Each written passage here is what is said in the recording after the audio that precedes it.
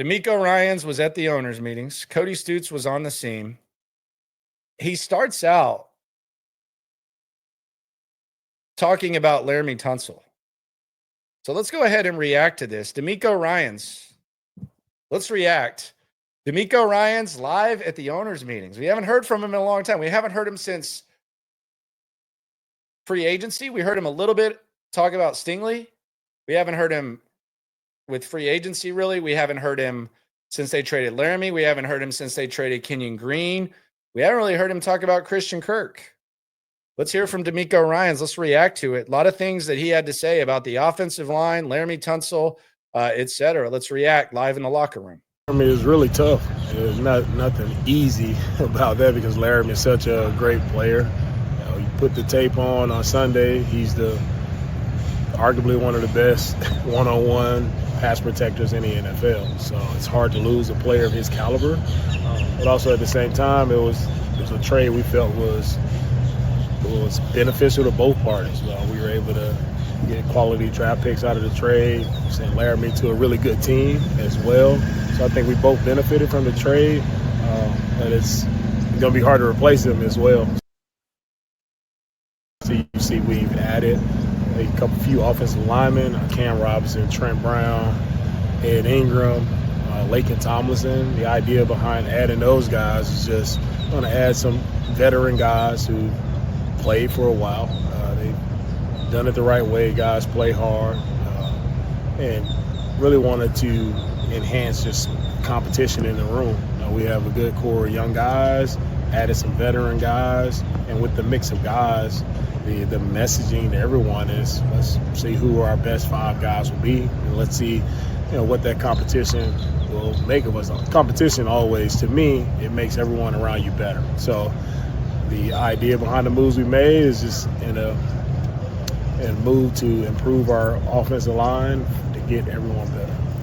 And I look, I think that DeMeco, he can be right about the logistics of why they got rid of Laremy Tunsil. They would have had to get rid of Laremy Tunsil even if he were the perfect guy, whether he is or not, perfect culture guy, whatever.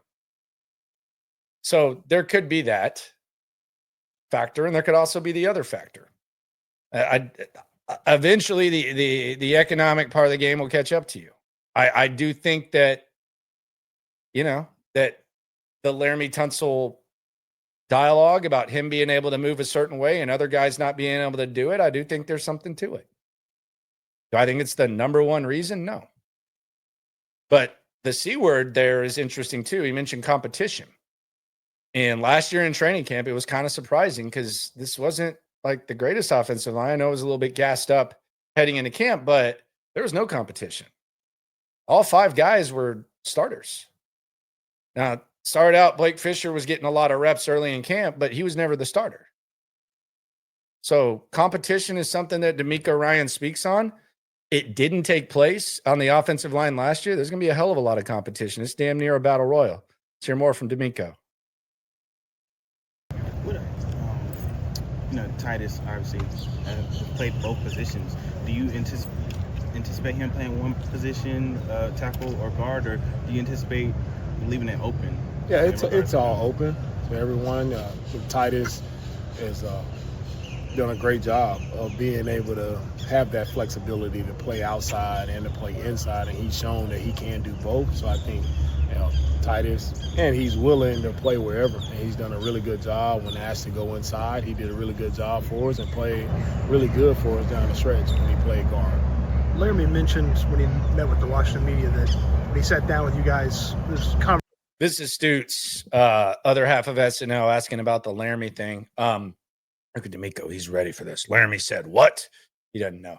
But we'll hear from DeMeco. I think this is an interesting answer. But the Titus thing, yeah, we'll see what happens with Titus.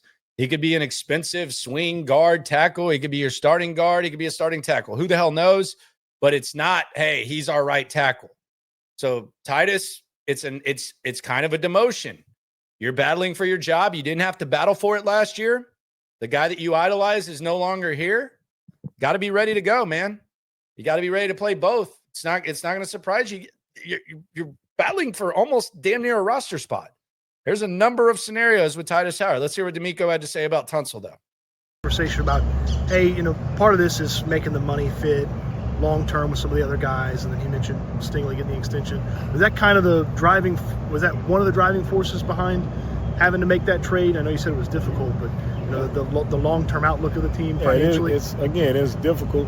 We also through Stingley's extension, I think everyone can see the message there. We want to send a message to all of our young guys, and when you do it the right way, guys like Stingley, Nico, young guys who came in and they played really well for us, became top players in the league at their positions. You want to reward those guys. I don't want everyone to see that, man, we're going to reward guys for doing it the right way. There's still nothing to do with Laremy. That's still hard to lose Laremy. Everybody understands Laremy is a good player. We're not trying to turn away good players. So it was a difficult one to do, but one that we felt was in the best interest of our team. You did kind of give Danielle Hunter a hell of an extra year, which kind of lines up with the last year of Tunsil's deal. Let's be really serious about that. Let's make that very clear. But he is right. Like, the logistics would have factored in no matter what. So they would have factored in. So he's absolutely right about that.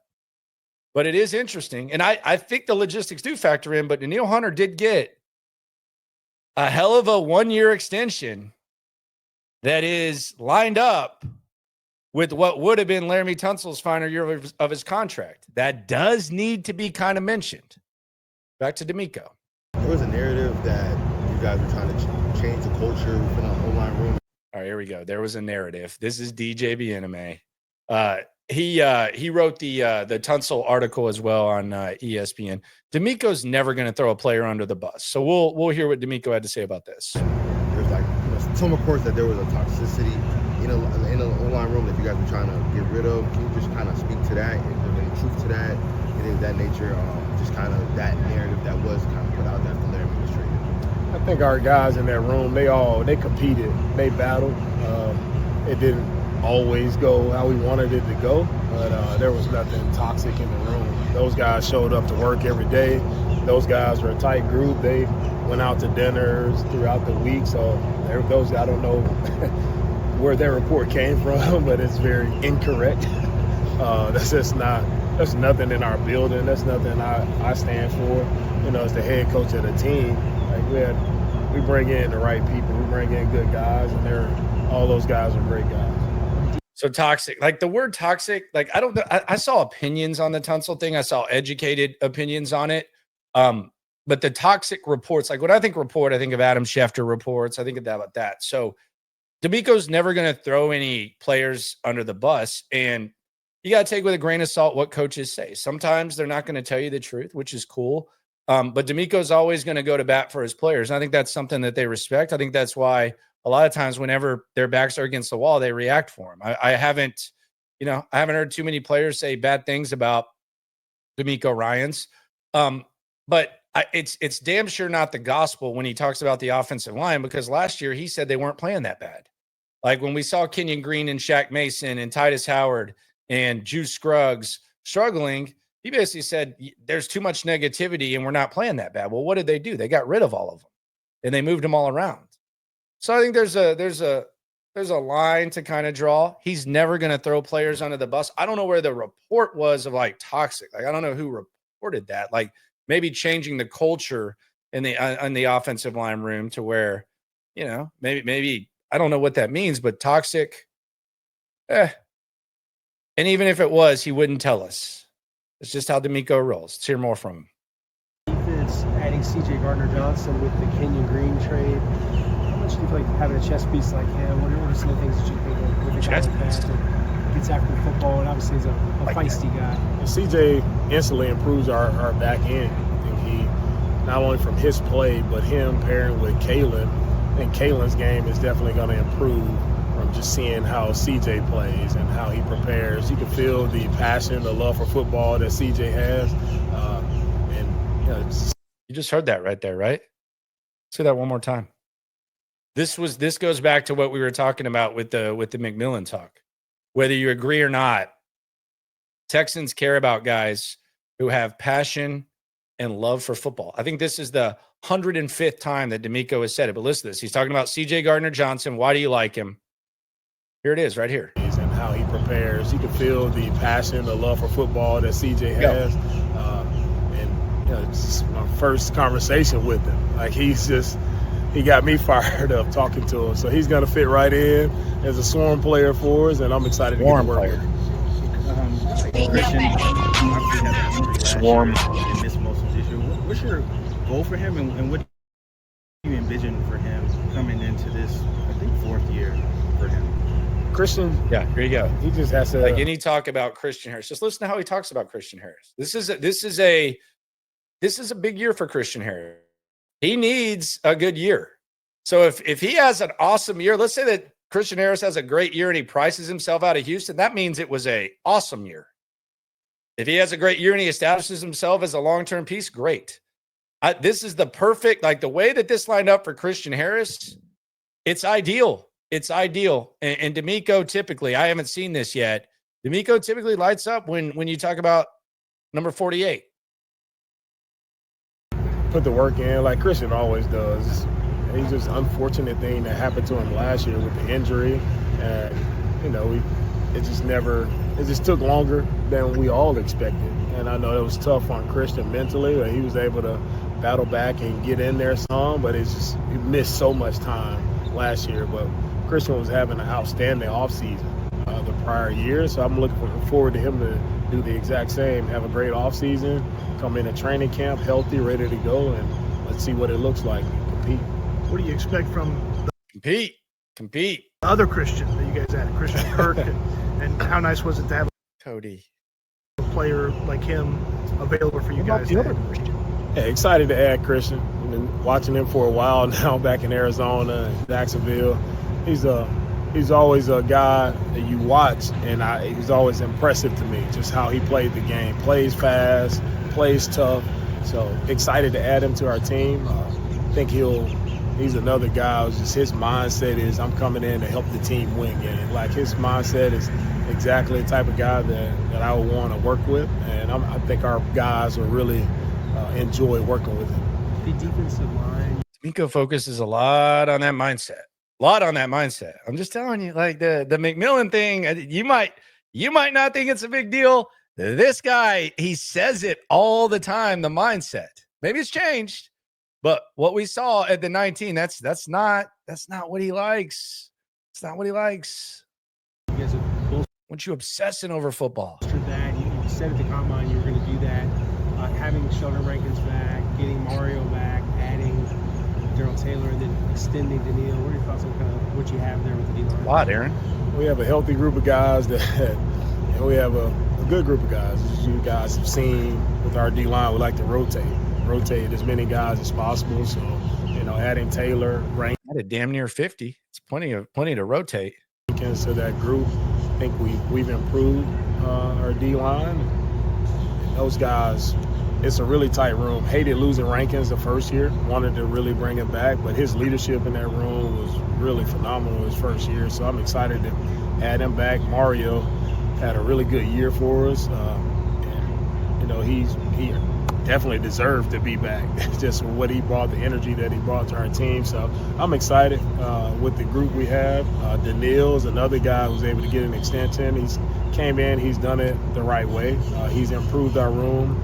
He's helped the young guys in that room as well. So I'm excited. Coach Rod, can't say anything with the D-line without, giving Coach Rod his credit. He's done an outstanding job of getting those guys ready to go every week. Rod Wright out of Texas, of course.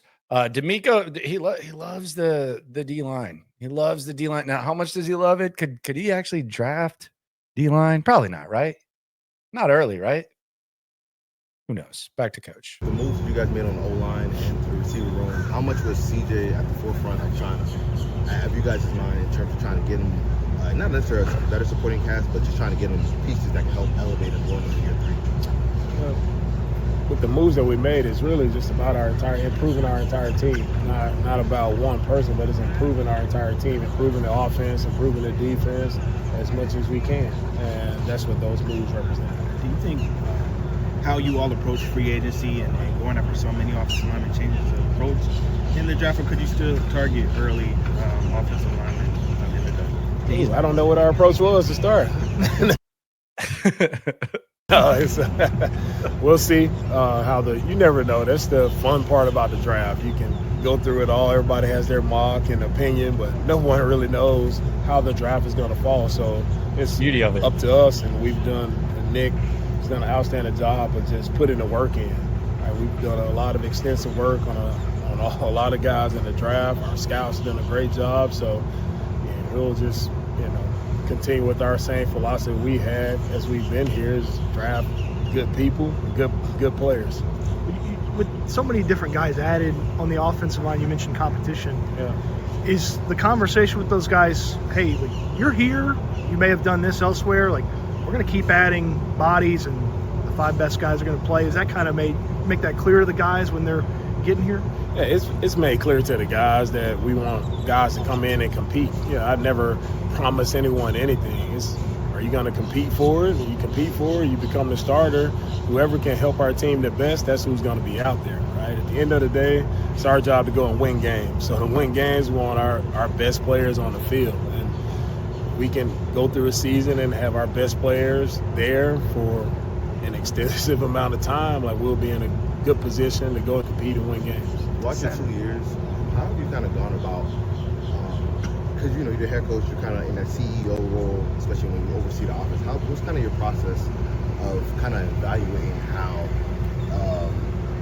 evaluating or coming up with a vision of how you want the unit to look? Yeah, for me, it's, I understand, with my philosophy, at the end of the day, it goes back to how do I want us to look as a team, right? And that's. You lean defense, DeMeco. Let's be serious. We haven't taken off the O in DeMeco yet. DeMeco, sometimes it does feel that way, though. Like Dirk Nowitzki, when he was first in the league, he was no D. Might not be an O in DeMeco. Let's be honest. You do lean defense. Let's be honest. And defense is really good. It's not different for the offense, defense, special teams. Like, I want us to come out. We're going to play fast. We're going to play physical. We're going to play relentless. And we got to play smart football. What does that look like schematically? It can look a lot of different ways. It can look a lot of different ways schematically. But it's about putting guys in their best position to be successful. And that's what defensively, I'm not beholden to one type of defense. I'm not beholden to one type of offense. It's just a matter of putting guys in the right spot, allowing those guys to go and play their best. And so there's the evaluation process that goes throughout the offseason, training camp. You see what guys do best. And in a season, I think you morph in a season as well. You may go in thinking you're one way, but you morph in a season. And the game is constantly evolving, constantly changing. So as coaches, we have to continue to evolve and change. And I think he does a good job of that on defense. And I think the example of what he said there was, with the previously mentioned Christian Harris injury, as a result of that, Jalen Petrie, you found a role for him and you used it quite often. And I think DeMeco does a good job of that. Like, all this stuff that he says that he wants happens on defense. Guys get coached up. You find guys, you get the most of them. You function at a high level regardless of the personnel. And on offense, it's the complete opposite, quite honestly, quite frankly, in the most important areas.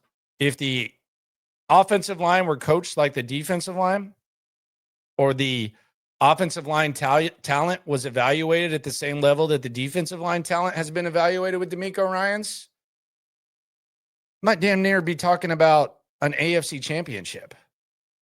But that's not the case. And that's something he's going to have to figure out. And we'll see what happens with Nick Caley. To that, like, how did you and Nick have been working together almost 3 years now. I'm sure you all had different philosophies, maybe coming in, or maybe y'all had the same philosophy. But how did you feel like y'all kind of came together to be able to work well together? Hey, great question there. The cool thing about Nick and myself is we start talking and discussing things. We see the game pretty much the same way. Like the type of players that we're looking at. We talk about the draft process for agency. It's not been many times where we've been split on guys, right? Because you're looking for tough, smart, dependable football players. Oh right? my and that's God, he just said the BOB line. Tough, smart, dependable. Casario, Patriot Way might be here. I haven't heard that since BOB. Tough, smart, dependable. Nick Casario's bringing that Patriot stuff. We heard it regurgitated from Bill O'Brien. Now DeMeco's saying it. The Nick influence is alive and well.